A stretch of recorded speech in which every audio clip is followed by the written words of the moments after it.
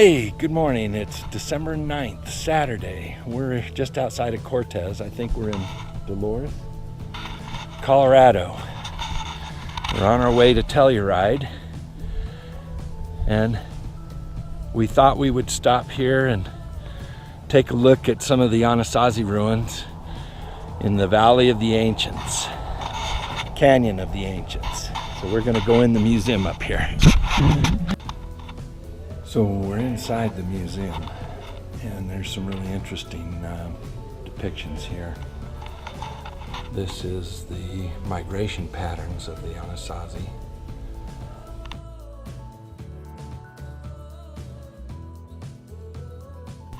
These are different developments that have been discovered in the area based on dates. That's AD 600 to 725. And as this changes, you'll see the number of ruin sites that have been found. This is after AD 800, so much fewer, but a few that were much bigger. See the larger circles in there. So I don't want to stand here, but the map, this is where we are right here. So the map, when it shows all sites, all archaeological sites in the area, it literally covers this entire map. It's pretty amazing. I'll come back to it if I see it. But you can see some of the murals and some of the sites that they have in here, some of the things that they found. Boy, I'd love to find some of this stuff somewhere.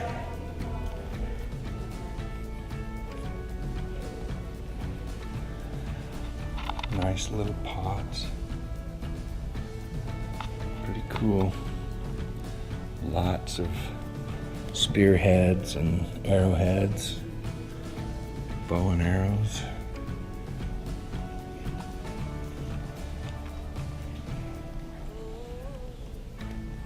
Look at that.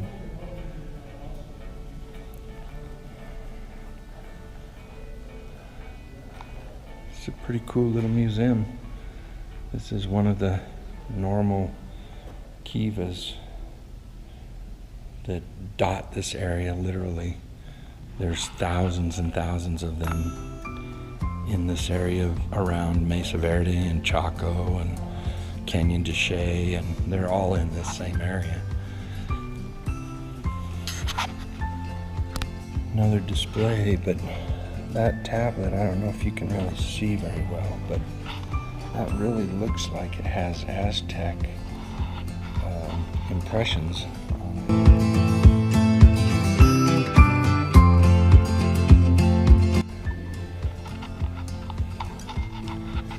it. Goes along with my theory that most of these people migrated from the south, not the north. From the Mayan, Aztec, even Inca collapse of their civilizations, this is where they came. Wow, look at that. Look at all these little pots. I think they're shot glasses.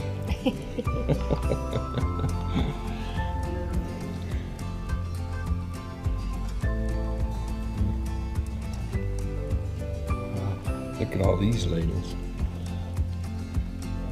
That's amazing. Those are totally cool. Look at this pot.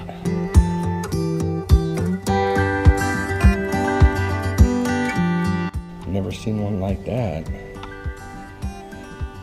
It's got to be called the porcupine pot.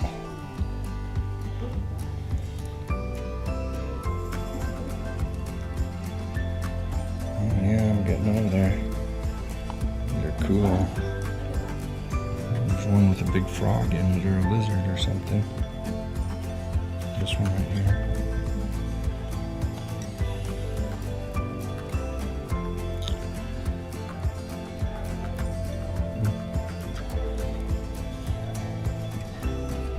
Oh, amazing. That's a ceremonial pot. Look at that thing. Wow. I know. Look at feet. Those are from clay figures. It says that they were found miles apart from each other.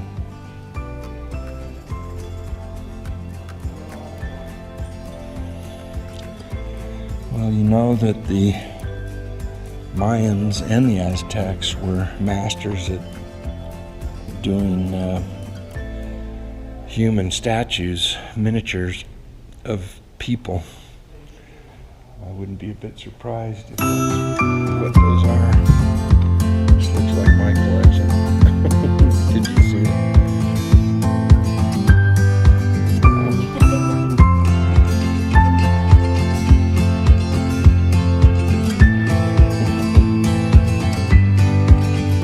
Collected all mine before it was illegal, so my grandfather did.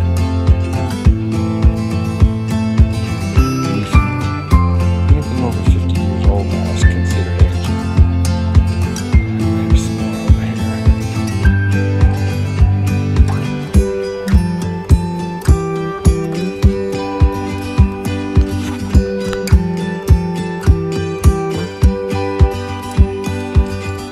Leaving the museum now, coming outside, he pointed out that right down there is a Pueblo site, one of the many Pueblo sites in this area.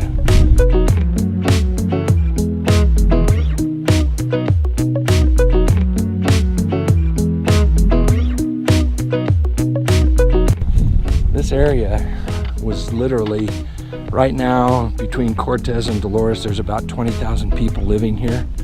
Archaeologists believe that in this same area, in the 11 to 1200 time frame, there were over 40,000, twice as many people living in this same area, mostly agricultural. Pretty impressive. Before I start doing videos, but I just don't do that. Yeah, we just climbed a half mile up. Well, not up, but a half mile up to this ruin site. Maybe 1,000 feet higher than where we were. This is the Escalante ruin Pueblo site, overlooking a more recent reservoir that's about 30 years old. This site was built in the 1200s, maybe 1100s.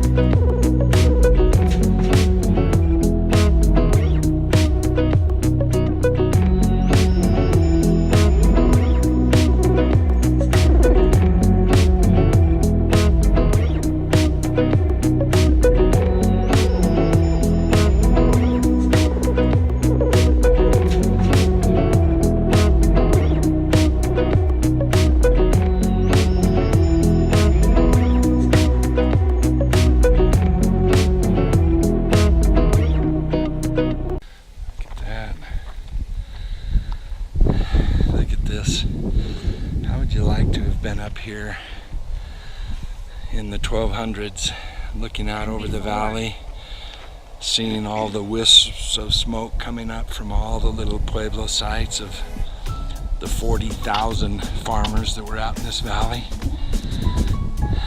Would have been amazing. Pretty cool.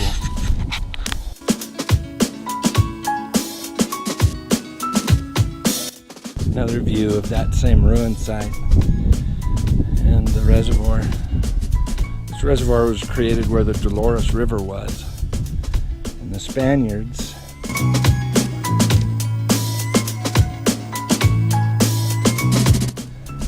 in 1776 came up here looking for a passageway from the Santa Fe mission to the California missions. And they stood right on this hill. This had already been abandoned by then by 300 or 400 years, because it was abandoned in the 1200s, 1240 about.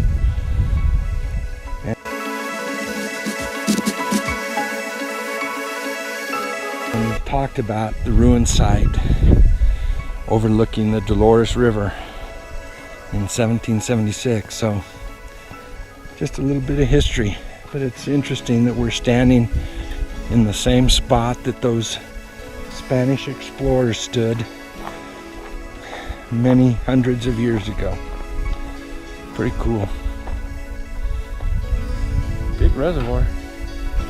Surprised nobody's out there fishing or doing something. Pretty cool. Way up there is where Mesa Verde is. Chaco is way down that way, and Canyon de Che is down that way. Telluride, where we're going, is up over there. So it's there were a lot of ruin sites around here. Hello. We decided to take a look at Canyon of the Ancients, one of the close Pueblo sites. This is Lowrey. It's one of the more interesting ones, and it's easy access.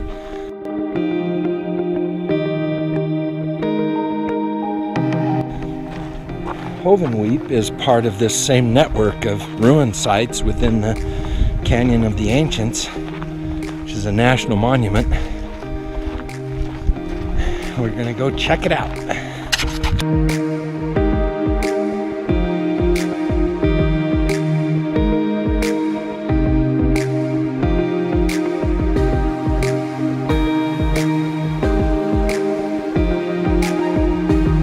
This is the Pueblo site right here.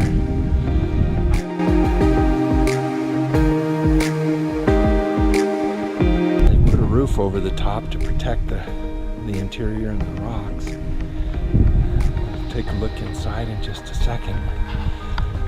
Looks pretty cool.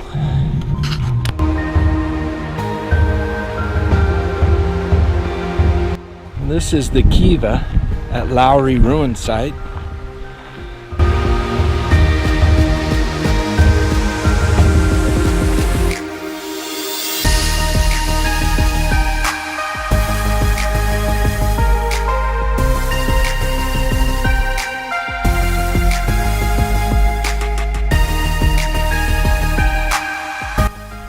Pretty cool. Very similar to the one in Aztec. This one's actually a little smaller than that one. That one was probably twice this size. And they've rebuilt that so you can actually go inside of it and see exactly what it would have looked like when it was originally done. They're still not sure what these open areas are for. They think there may have been fires and other sacrificial offerings. This was the stairway that led down into the Kiva, and it was a ceremonial center for the natives that lived here, like a house of worship maybe. They think this was like a little motel way station.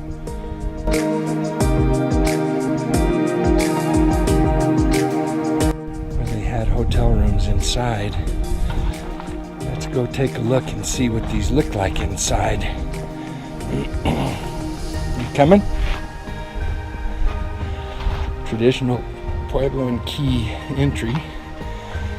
They did these very low like this on purpose as a defensive strategy so that attacking people would have to bend way down and not be in a position to fight. And somebody standing inside here would be in a good position to defend the inside of their pueblo. This is one little room. Do not touch them during a lightning storm. Oh, yeah. Very closed, so you can't go up in there. But you can see they've done what they can to kind of. Oops, sorry. Watch out, there's a little step here. Kind of protect this area. Oh, 2 steps. Stay at least 3 feet away from metal structures in a lightning storm. Well, good advice. Interesting. Look at the walls. Pretty They cool. had all the wood over here. What do you think they needed that for? Maybe drying racks or shelves for food and stuff. Probably. Fire pit.